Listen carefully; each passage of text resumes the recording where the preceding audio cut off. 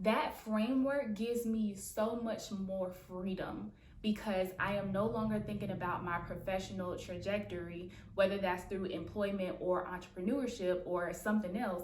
I'm no longer thinking about it in terms of a singular job or a singular business or a singular role.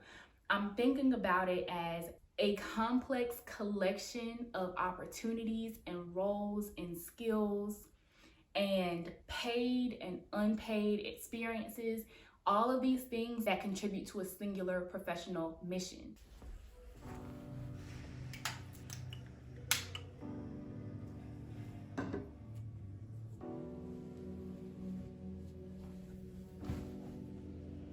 So this is going to be an off the top of my head conversation. I did not prepare a script for this. I honestly have not thought about what I'm gonna say a whole lot, which is not characteristic of me at all. Honestly, I was initially preparing to do a live, like a YouTube live or Instagram live about this topic, so that it could be more of a two-way conversation. But I kept putting it off, and I knew that if I kept waiting for a time when I felt prepared to go live, that I would just keep putting it off. With that being said, I probably will do a follow-up conversation on my Instagram account or on the YouTube channel or on the YouTube channel. So stay tuned for that. And if you have any more specific questions that you want me to touch on that I don't touch on during this conversation, leave them in the comments so that I can answer them later down the line when I do that live situation. What I wanted to talk about today kind of stems from the fact that if you are at all engaged with or connected with the world of online business ownership, entrepreneurship in like a service-based coaching style, consultancy style setting, particularly online, that is a large bird. Okay, sorry. Particularly in like an online business format, then surely you have come across different topics of conversation or situations where people, whether they be other business owners, entrepreneurs, influencers, whatever, often talk about leaving their full-time jobs or whatever form of traditional employment they have, quitting those jobs and going into business for themselves full time. That is a narrative that is like constantly in the forefront of these conversations online. And so I'm sure that you all have seen them with the people that you follow online, maybe even some of the people that you've heard on my old podcast, The Lazy Millennial Lounge, or on the YouTube channel. It seems to be a common theme because naturally a lot of people look to start businesses as an escape from whatever their traditional 9-to-5 is. There is something that they either don't like about their specific job or they dislike about employment period, like being an employee, or they are so drawn to an idea or an initiative that they feel capable of starting and monetizing and growing that they feel like the 9-to-5 is holding them back from. There are a variety of reasons that make people want to leave their 9-to-5s and move into entrepreneurship full time. And so that storyline, that narrative is something that we are always hearing about. And I don't know about y'all, let me know if this is the case, but I feel like the more you hear about that path, the more normal and achievable it seems, which is a great thing. I'm not knocking that at all. I think that should be seen as a viable path for someone. But the reason I mention it is because when we hear about things over and over, it can make it feel like that is the new standard. That is the new bar to which we are all trying to get. And I think that while there is nothing wrong with getting to that bar or achieving that, I think that setting it as the bar can be problematic because it then influences the way that other people think about their own trajectories. Basically, it creates a new standard. And while there's nothing wrong with wanting to leave a 9-to-5 and own your own business, I do worry that by continuously focusing on that specific narrative, that it makes it feel like the other paths towards professional and personal fulfillment are no longer valid. And I think that in making other paths seem like they are not valid or not legitimate or good enough or whatever, I think that's where some of the danger comes in. And that is part of why I never wanted the Lazy Millennial Lounge podcast to feel like it was only for people who are trying to like start a side hustle and grow that side hustle and quit.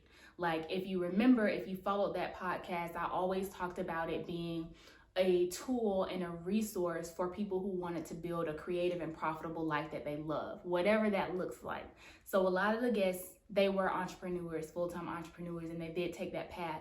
But a lot of the guests also had full-time jobs, and they had a side hustle. Along with that, or they had a full-time job and they were involved in a passion project, or these other combinations. Some of them had 2 and 3 different side hustles and a full-time job or a part-time job, and they had all types of different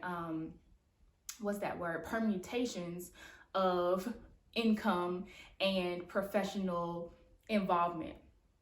So when I share my story with people, my story of leaving my full-time job, like I talked about in detail here, I also, in telling that story, wanted to make sure that I was not invalidating the experiences of other people.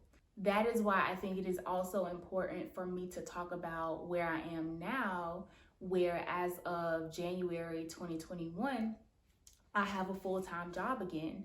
So if you haven't listened to the story of why I left my job at the CDC, I would recommend listening to that for context. But to summarize a portion of that video, 2018 was when I started working for myself full-time. That's when I officially left that job and scaled up my business to what would be a full-time level of support.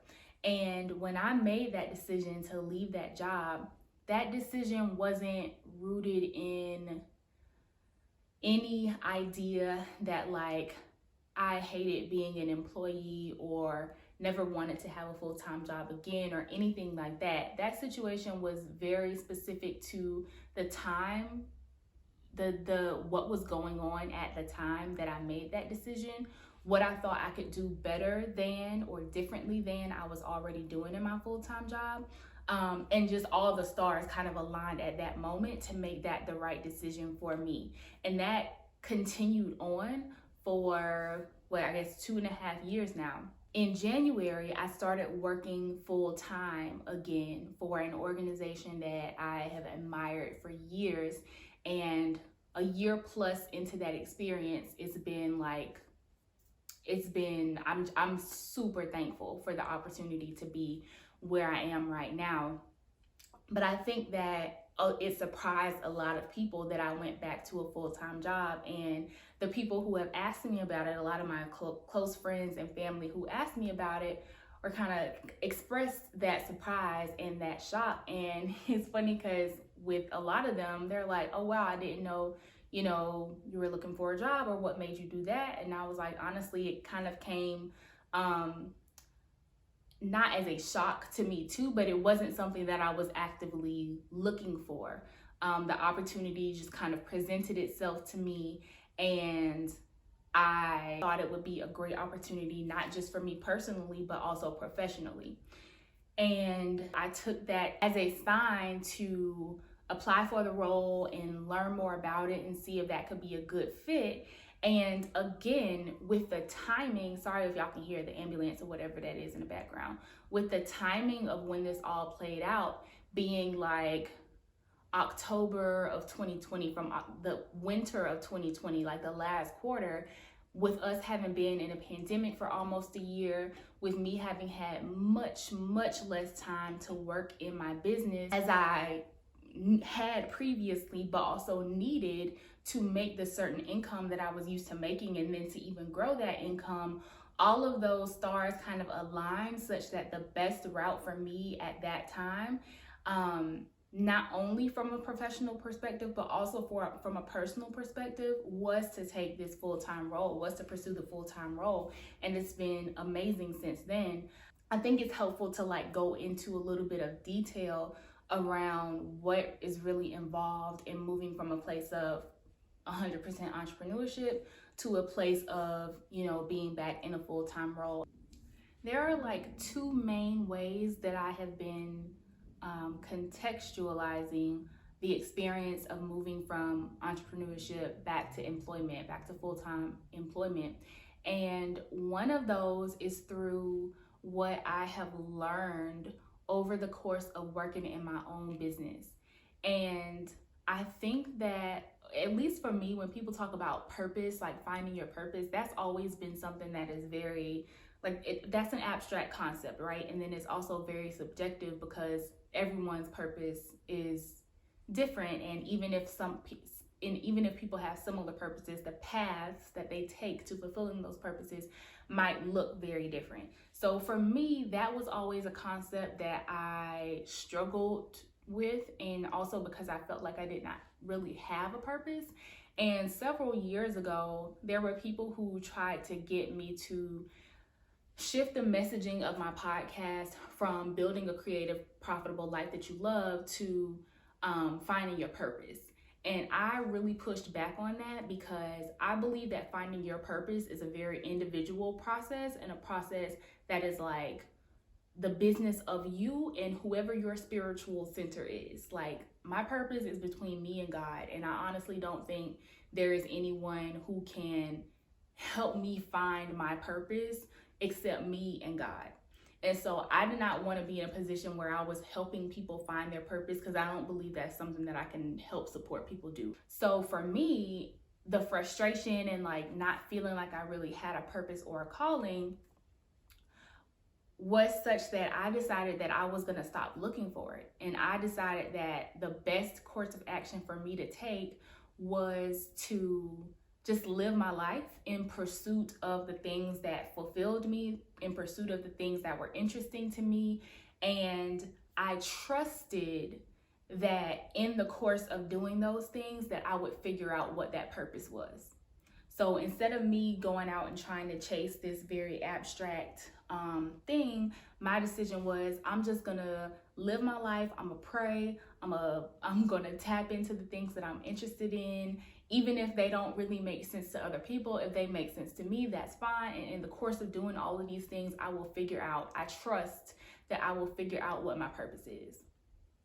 And so I am finally feeling, now that I'm in this position, I am finally feeling like my purpose is becoming more clear.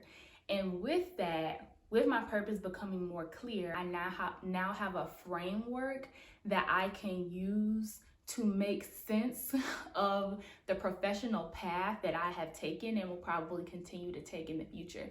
If you know anything about my background, you know it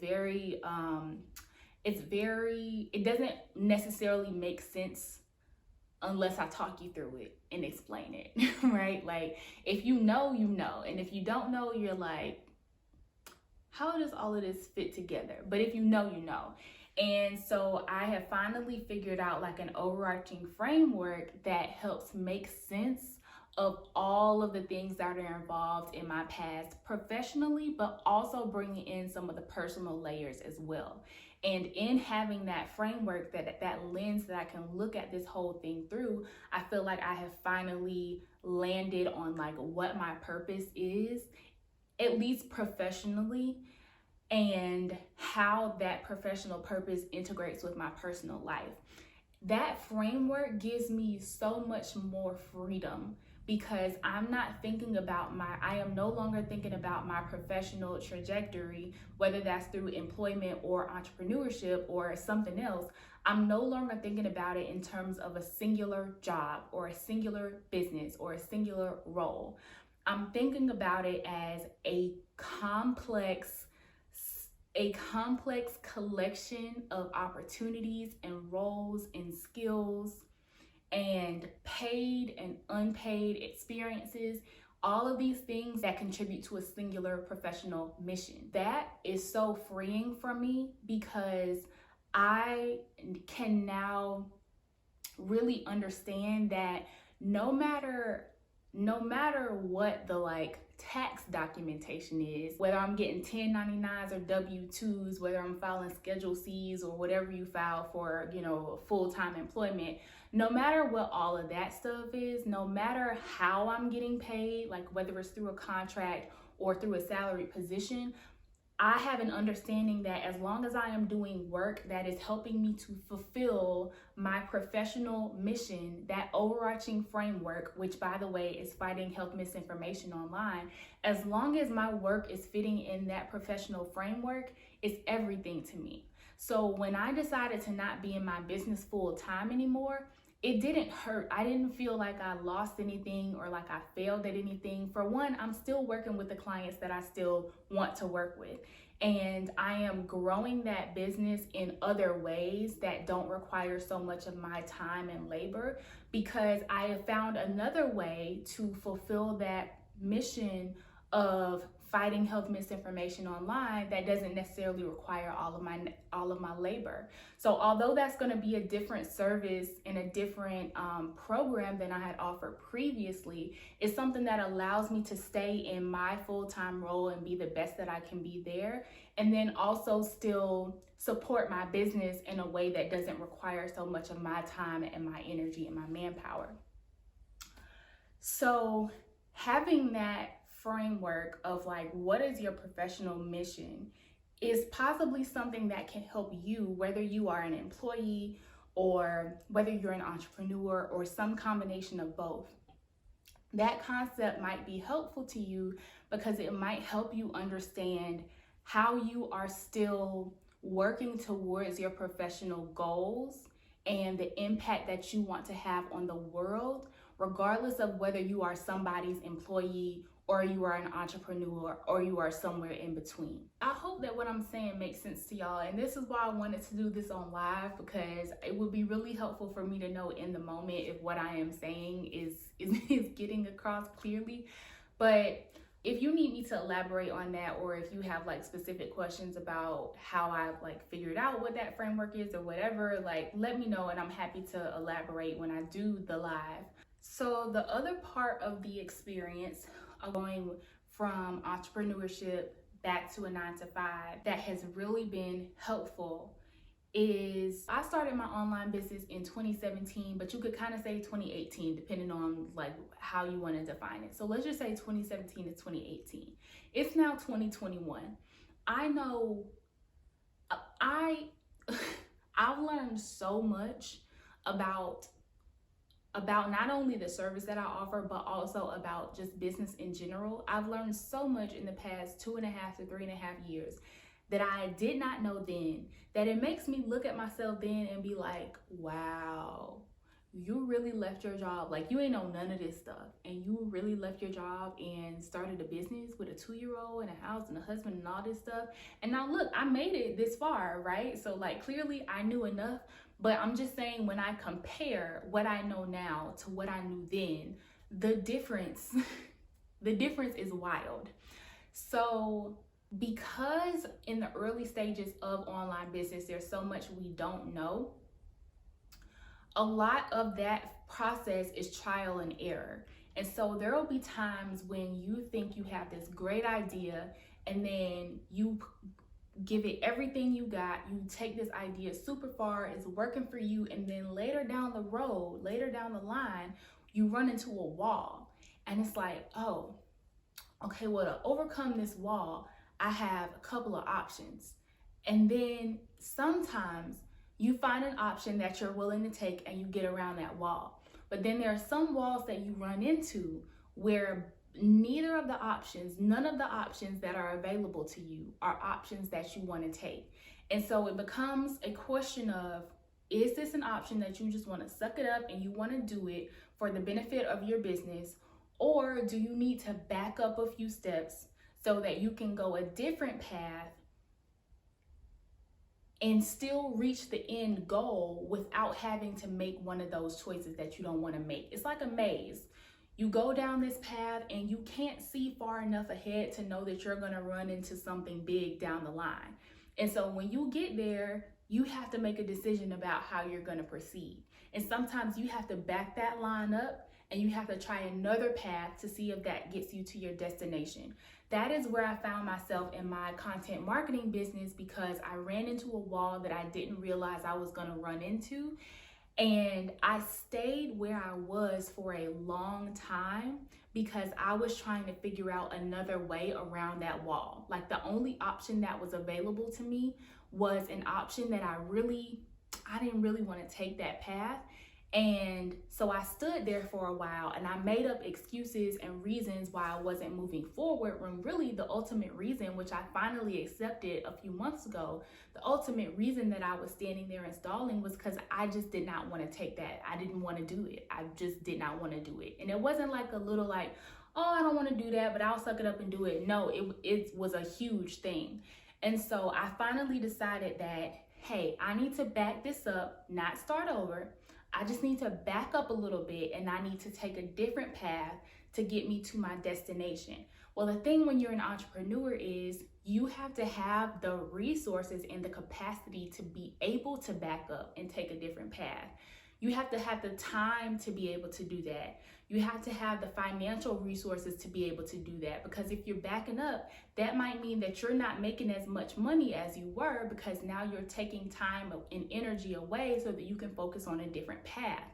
That was a situation that I found myself in, and being that we were in a pandemic and my children were at home and I had much less time available to me, I didn't have the time or the financial resources that I would have needed to back up and still pay bills.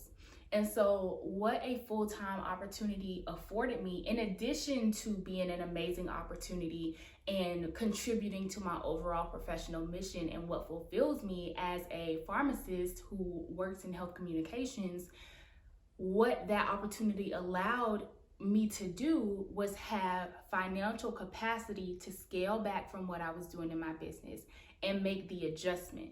So I say that to illustrate that sometimes it's not that it's not that there's necessarily something negative that you're running away from, or that, you need to feel guilty about going back to a job because whatever societal shit, blah, blah, blah, which literally does not affect me at all.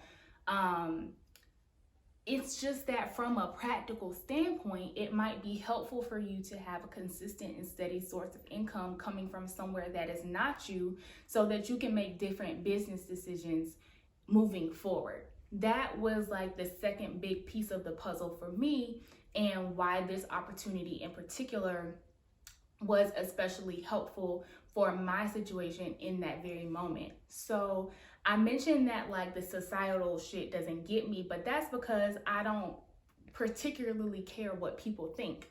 I know that there are people who really care. Like, maybe you're a person who really does give a fuck what people think about you or think about your decisions. And to that, I would say, are you gonna let those people dictate how the rest of your life is gonna go? First of all, we probably think that people think about us a lot more than they actually do.